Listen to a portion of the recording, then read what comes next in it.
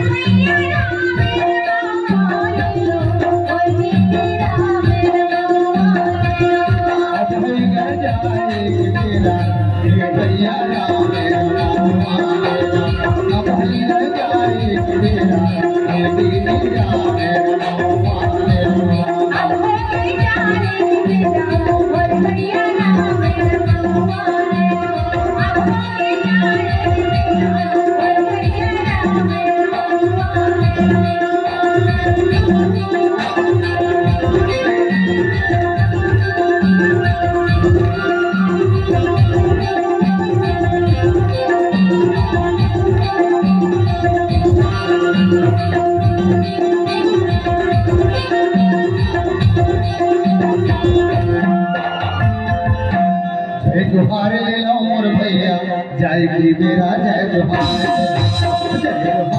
लो मोर भैया जाएगी मेरा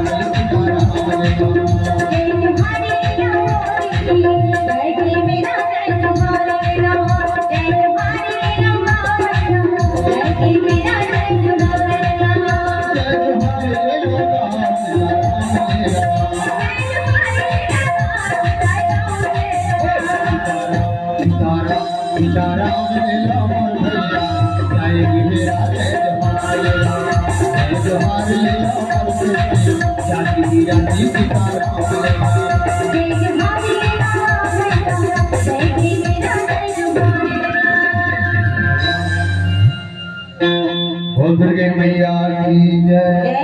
बोला की संस्थान की जय, बोले राम बस्ती नगरी की जय।